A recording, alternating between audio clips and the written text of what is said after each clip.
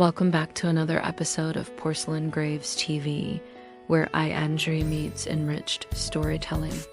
Today we have a vibrant sampler platter of short tailies across genres, each one bite-sized but rich with flavor. Let's stir your imagination with a mix of romance, comedy, horror, and mystery. The Ink Between Us, the romantic tale set in the year 1920 in Paris, rich with atmosphere, longing, and the tension of secrecy. The bell above the door chimed softly as Elodie stepped into the bookshop, her wool coat damp from the morning drizzle. The scent of old paper and pipe smoke wrapped around her like a familiar embrace. She nodded to Monsieur Bellamy, the owner, who sat half asleep behind the counter, a copy of Le Figaro drooping in his lap. She made her way to the poetry section, where the Russian volumes were tucked away like secrets. Her fingers trembled slightly as she pulled out the Silver Age anthology, its spine worn, its pages heavy with memory. She flipped to page 47. There it was. A reply, written in the same elegant, slanted hand as before. Your translation of Bloch's The Stranger is exquisite, but I wonder, do you believe love must always be tragic to be true? Elodie's breath caught. She glanced around the shop, heart pounding, no one. Just the ticking of the grandfather clock and the distant hiss of rain against the windows. She pulled a fountain pen from her satchel and leaned against the shelf, shielding the book with her body. Tragedy makes life unforgettable, but I long for a love that endures without suffering. Do you? She tucked the book back into its place, spine outward, and turned to leave only to find herself face to face with a man she'd never seen before. Tall, dark-haired, a hint of melancholy in his eyes. He smiled faintly.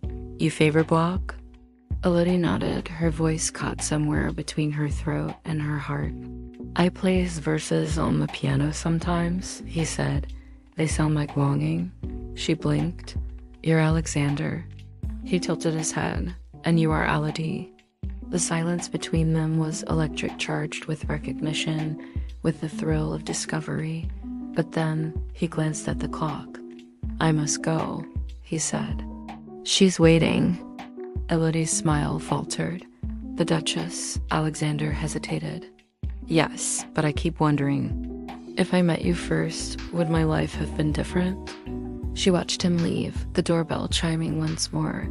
The bookshop felt colder now, but the ink between them remained proof of something real, even if fleeting.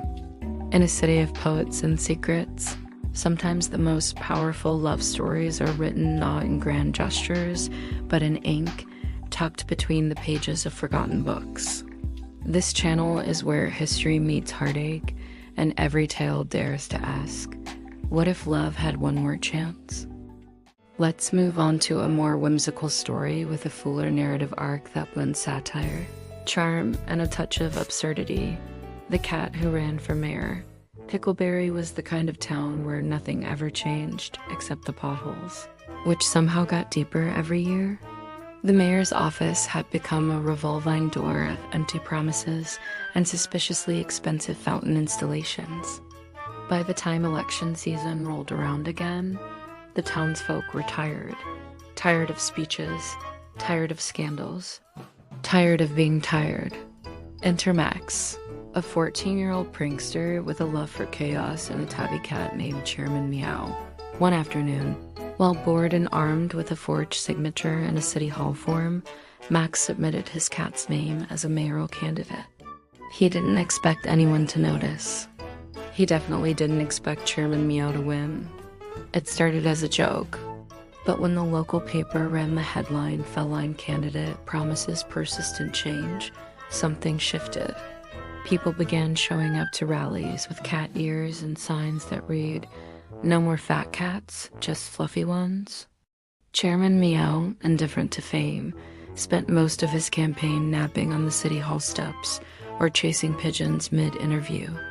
His opponent, Councilman Gribble, tried to smear the tabby's reputation, accusing him of licking himself during budget meetings, but the public adored Meow's authenticity. He didn't lie, he didn't cheat, he didn't even talk. and that, somehow, made him the most trustworthy candidate Pickleberry had ever seen. Debates became spectacles. Laser pointers replaced policy questions. One viral clip showed Chairman Meow leaping onto the podium mid-speech and knocking over Gables' water glass. The crowd roared.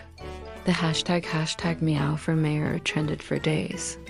On election night, Chairman Meow won in a landslide.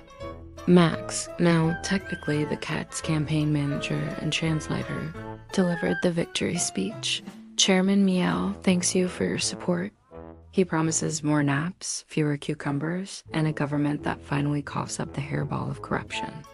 The first official decree, mandatory nap time from 2 to 4 p.m.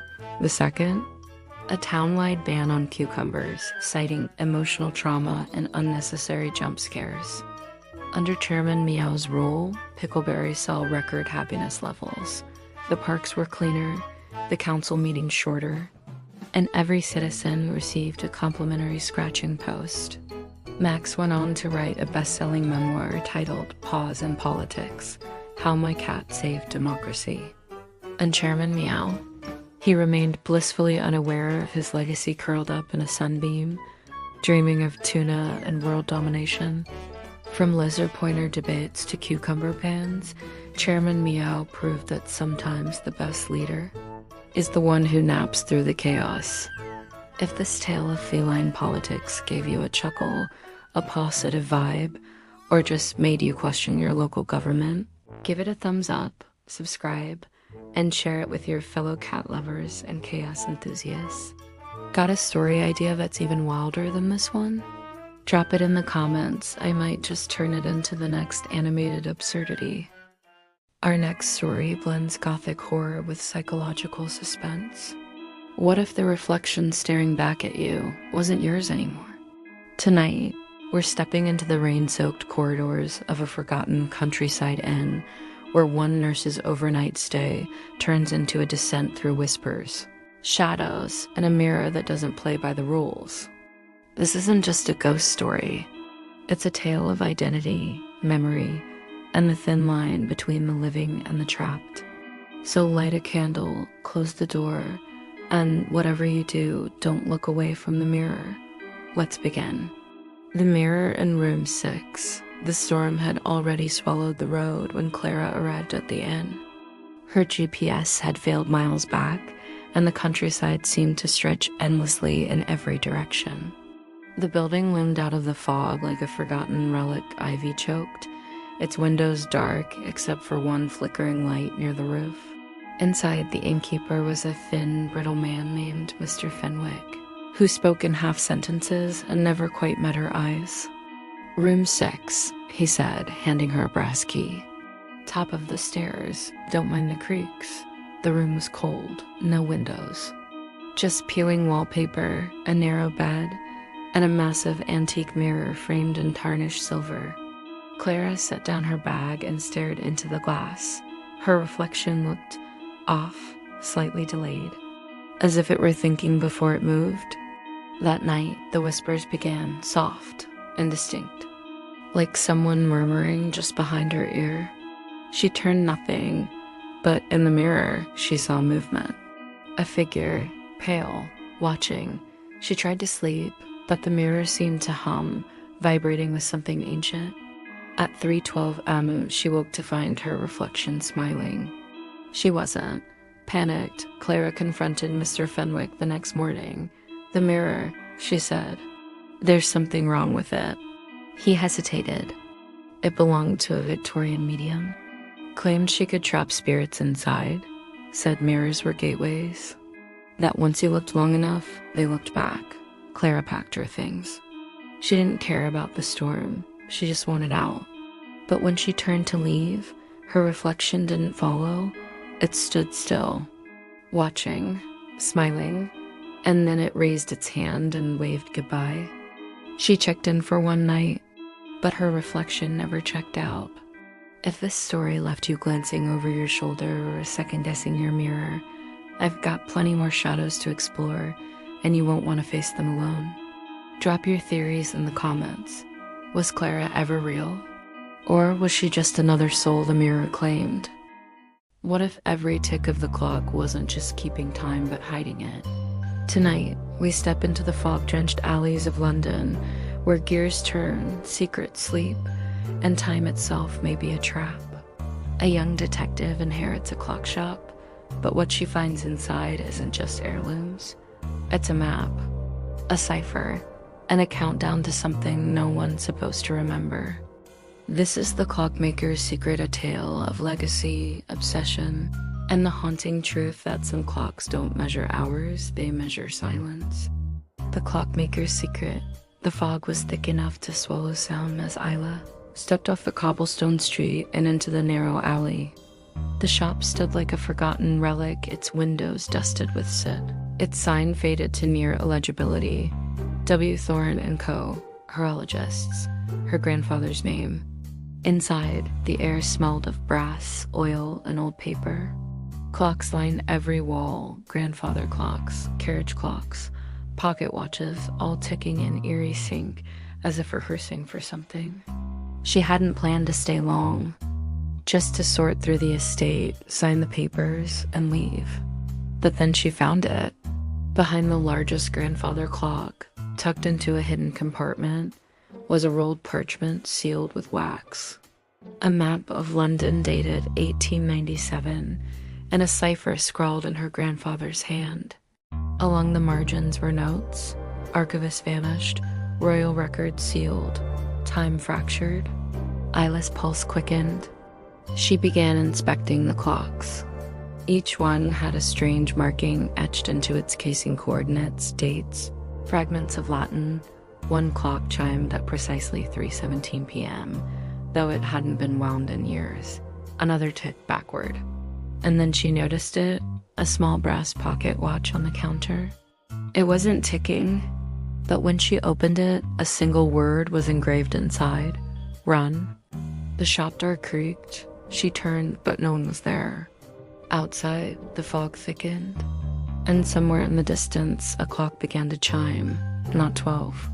Not 1. 13. The sound was deafening, metallic, wrong. She backed toward the door, but it wouldn't open. The brass knob burned her hand. She turned to the mirror behind the counter and saw herself, but older, eyes hollow, lips moving silently. The reflection raised a finger and pointed to the floor. Isla knelt. Beneath the counter, a trapdoor. She pried it open and descended into darkness. Below the shop was a chamber of clocks, hundreds, maybe thousands, all frozen at 13:13. In the center stood a single chair, and in it, a man. Her grandfather, alive, but he didn't blink, didn't breathe. And in his lap, a journal. Its final page read, "She's coming. The clocks are her prison, and I am her archivist." Isla looked up. The clocks began to tick again, but this time they were counting down. Time doesn't just pass, it remembers. If this story left you wondering what Isla truly inherited or who was pulling the strings behind the 13th hour, got theories? Drop them in the comments. Was her grandfather protecting something or hiding it? Keep your clocks wound, your ciphers close, and your eyes on the hour that doesn't exist. Every image begins with a whisper.